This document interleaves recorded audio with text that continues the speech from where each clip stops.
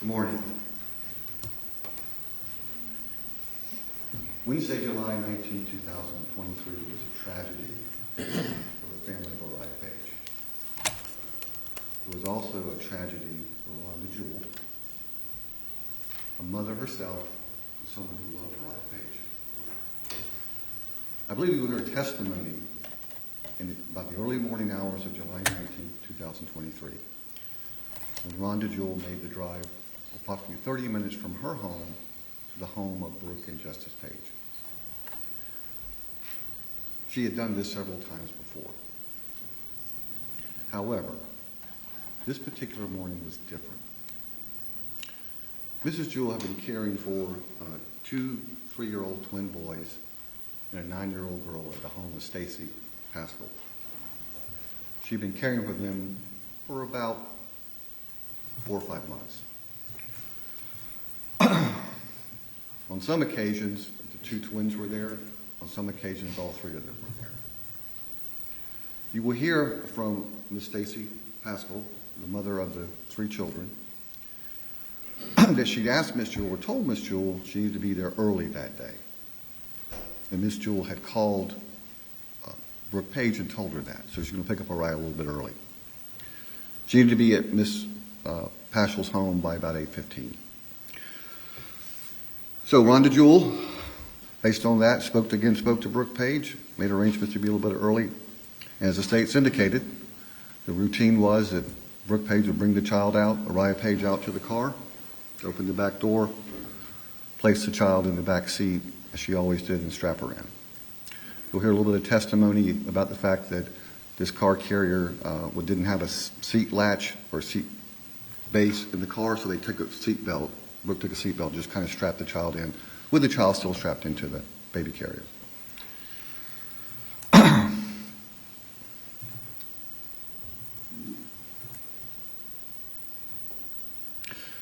Miss Jewell, you'll hear testimony that Rhonda Jewell proceeded to Miss Stacy Pascal's home.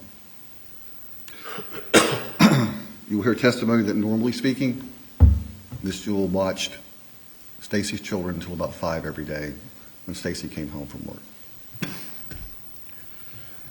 Mrs. Jewell was in a hurry to get to Stacy's home to make sure she was there on time so Stacy could leave on time. On the way there, she thought about stopping at Burger King. We'll hear testimony about this, to get some food for the 3 kids. But the line was long, so she proceeded on to Stacy's home. She arrived at Stacy's home, parked in the usual spot that she did, which you will see from pictures and hear from testimony, is a gravel area off to the right of the driveway of Stacy Pascal's home. She went inside the garage door. There's a garage door itself and a side door. She went in there like she always did. Stacy Pascal had always told Rhonda Jewell, just knock on the door and then come on in. Stacy will say she heard Rhonda knocking. Rhonda came in. As the state's indicated, she came in with several items. You'll hear testimony that when she came in, she put those items down on the counter. Stacy Pascal engaged Rhonda Jewell in a brief conversation about one of her sons, who she wanted to check about an injury he had received the day before. The conversation was brief. Stacy went out to her car and left for work.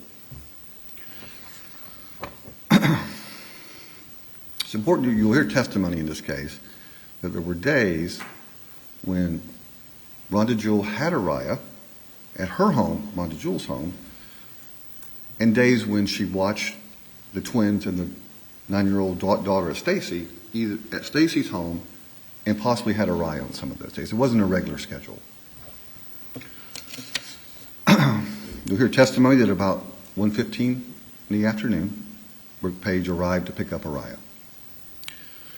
She normally would leave her home about 1 when she took her lunch break, drive to Stacy's home, which is about 15 minutes, go to the front door, knock, pick up Araya, and go back to her home. On July 19th, as this day is indicated, Brooke Page will testify that she went to the front door and knocked and got no answer.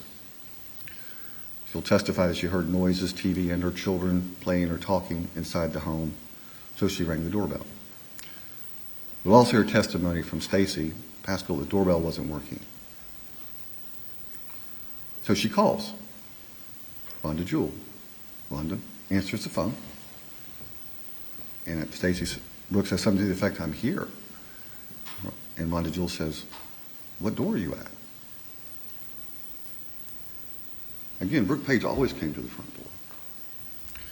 You'll hear testimony at that point that Rhonda Jewell opened the front door and immediately pushed Brooke Page aside, ran out the front door frantically screaming Brooke's name, and ran to the Tahoe parked on the rocks next to the driveway.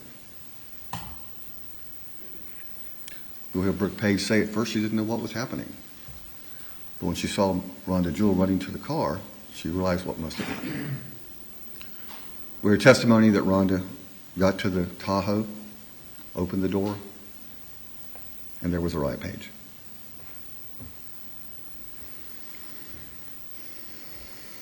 You'll hear testimony, obviously, at this point, that both Rhonda Jewell and Brooke Page were hysterical.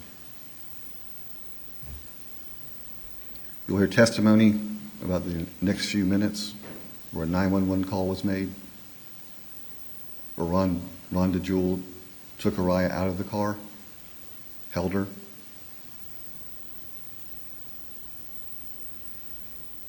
took her into the garage, and laid her on the seat of a golf cart that was there. You'll hear testimony that when Brooke called 911, she wasn't really sure what the address she was at, Stacey's address. So she asked Rhonda Jewell to go out by the road and make sure the ambulance and rescue came to the right home, which is what Rhonda Jewell did. Tragically, however, Araya Page had been deceased for some time.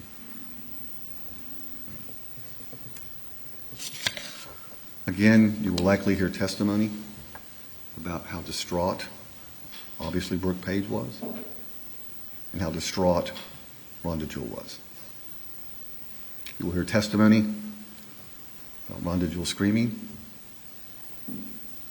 You'll hear testimony about Rhonda Jewell throwing up in the bushes and dry heaving. You'll hear testimony about Rhonda Jewell urinating on herself.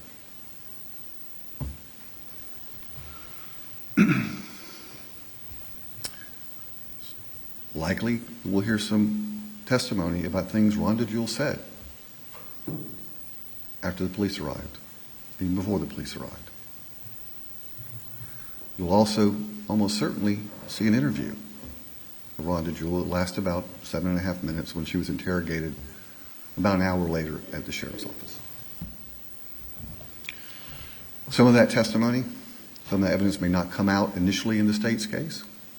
It may come out in the defense case or later on. I'd ask you again to listen to all that before you make a final decision. The state's told you that they believe, from their view of the facts, that they will have proven to you that Rhonda Jewell is guilty beyond a reasonable doubt at the end of this case. That's what they certainly will ask you to do. I would ask you to remember that you are not to form any fixed opinions about this case until you've heard all the testimony, seen all the exhibits, and been instructed on the law. This was a tragedy. No one would ever dispute that. Accidents happen. Good people can forget things. Sometimes the outcome of that is just absolutely catastrophic. I ask you to keep in mind that the law in this case defines what a crime is and what a crime is not, and the judge will read you those instructions. You must determine yourself which facts you put the greatest weight in or which facts you don't. That is your job. You were charged with the task of applying the law, whatever it is, even if you don't like it, to those facts. And you're required to give Rhonda Jewell the presumption of innocence as the judge will instruct you. You also are required to hold the state of Florida to their burden of proof in this case. Your Honor, if we could approach briefly. Yes.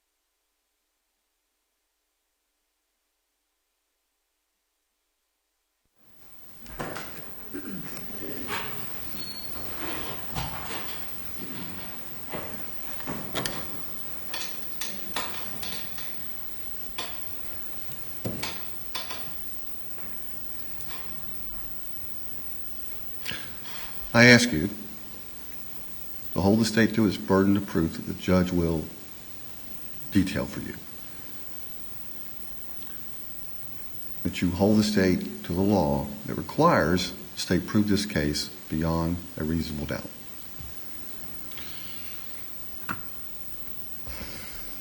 I believe at the end of this case, the state will have failed to provide you sufficient evidence consistent with the law that finds Rhonda Jewell guilty. Thank you for your time.